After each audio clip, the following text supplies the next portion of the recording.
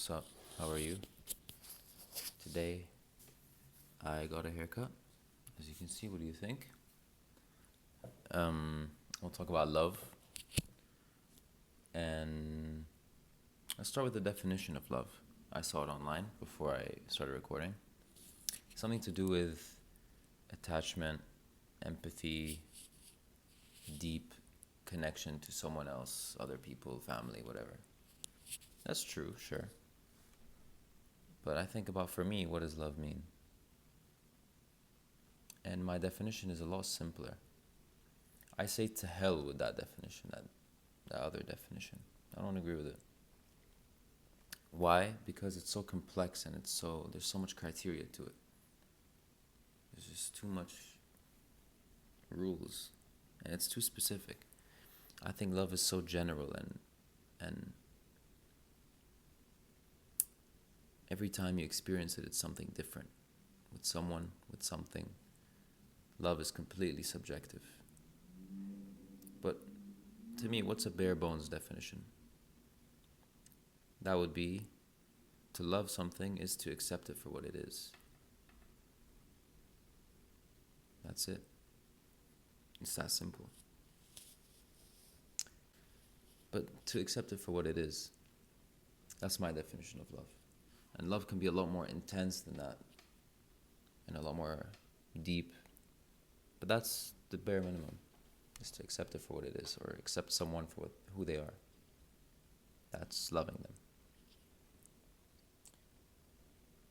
And when you think about loving versus liking something or someone, well, you can say, I like you because you're funny.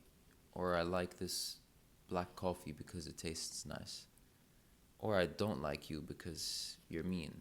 Or sorry, I don't like you because you're blunt. Or I don't like this black coffee because it's bitter. And the general idea of loving something is you love something despite. I love you despite the fact that you're blunt. I love this black coffee despite the fact that it's bitter. You might not like the fact that they're blunt or the fact that the coffee's bitter, but you can still love them. Isn't that cool? Isn't that a superpower? That just by changing your perspective on something, you can love it. That's a superpower. And that's awesome. And you think about loving people, well, you just accept them for who they are. And that's why it's easy to love someone who you don't know. Because if you think that the person they are is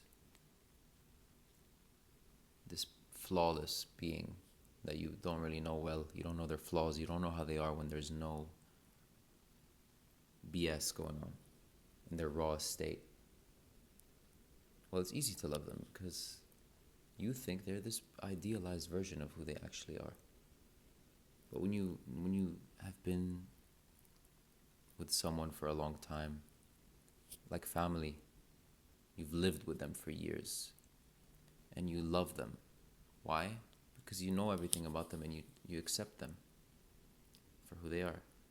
I'm sure if you have siblings, you know all the bullshit about your siblings, all of it, your parents, everything. But you still love them. Why? You argue with your siblings on a daily. You could be so conflicted with them, but you still love them. There's a lot of cognitive dissonance with love, which basically just means like you can have two opposing views about the same person or the same thing. You love them, but at the same time you strongly dislike things about them. Right? Like you feel strongly in two opposite ways. That's because love is about acceptance and nothing more. It's not inherently a positive connotation, let's say. It's just about acceptance. That's what love is. My friend Faris was talking to me about, he texted me, he told me, man, you're a guy who likes details. That's who Omar is. Details and romanticizing small things. And I told him, man, yeah, you're so right. That's so true. I really like to look at the fine details with music or with art, because it's an easy way to just get absorbed into something and romanticize it and make it something beautiful, right? But what can I use that with as a tool? Because I love to do that. And I use that in moments to feel present minded. When I feel I'm in my head a lot, especially, I can use this tool. I just realized this the other day. If I'm really cold and I'm like, man, I wish, like it's freezing out here, -10 with wind. I'm like, man, I wish I was on an island somewhere. It's easy. Everyone probably thinks that way. Like, why am I here right now? This feels so uncomfortable. This sucks. But that's where I am. What am I just gonna, every time I feel uncomfortable, I'm just gonna escape into my mind and just feel so dissociated? You live in hell in that case. You're living in hell. Because that's just suffering. You're just suffering. You're living in a place that doesn't even exist. You can even talk about this with people. You're with someone and they're being a bit annoying for whatever reason. Or you're in a relationship and you want them to be a certain way. And you just hate them. Or you built this inner resentment towards this person, even in this moment, just a small thing that annoys you. Why? Because you have an idea in your head of this person and they're not that right now. And so there's this difference between them. You're like, shit, I hate this. But like we said earlier, you can just learn to love them by changing how you're viewing the situation. And how? By looking at the details. How do you feel? What is happening? Just answer those questions. Loving a situation doesn't mean you automatically are just obsessed with it and you're just like, this is the best thing ever. You don't look for that. That finds you. What you look for is the details. How do I feel? I feel a bit uncomfortable. I feel a bit frustrated with this person. They're not listening to me the way I want them to. At this point in my life, I feel like this. Just start listing things. You find you're fully immersed in the moment eventually. Or you're in the cold, you think, oh, my fingertips are numb. My ears hurt. The wind's hitting my face. I feel kind of tired. I feel frustrated. You start listing things off and then sooner or later you realize, okay, but I'm here. And it's not that bad. Why? Why is it not so bad anymore? Why? You're kind of at peace now. It's because you're not imagining something else. You're just here. And so if you're not comparing it to a warmer place, well, then you don't feel as cold. If you're not comparing someone to an idealized, perfect angel, then they don't seem as annoying. Because you're just accepting them for who they are. And in that you find peace. And when that flows through you, you love. Because you found the details. They're there. They're always there. Every moment has love in it for this reason. You know, you hear people say that, and I hear people say that, and I didn't really, I believed in it, but I didn't really understand it, what they were talking about. But that's what it is that you can just choose to transform every moment by finding the love in it, the details. Isn't that powerful? Isn't that awesome? You can love as much as you want to love. You're only restricted by your will to love. That's a beautiful thing. It's a choice. So don't be afraid to love. Because by definition, if you accept something for what it is, it can't hurt you in the future. In the sense that, let me be more specific by saying that. That's not accurate. I'm saying people are afraid to love because they're afraid someone doesn't love them back. But by definition, if you love someone for who they are, they don't need to love you back for you to love them. If you love them on a condition that something happens in the future, then you don't actually love them. You love this idea of them that loves you back in the future. But that doesn't exist right now. That's not here. Let go of that. If you're searching for that, that's something different. But loving someone is about who they are in front of you right now. And that's it. No more, no less.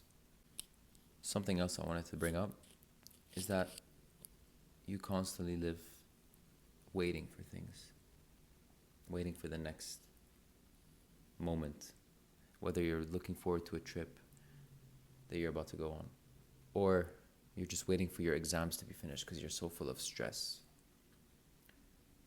And while it's true that you have so much excitement for your trip, or excitement for once the stress is gone, you're only going to feel those feelings of waiting so many times in your life.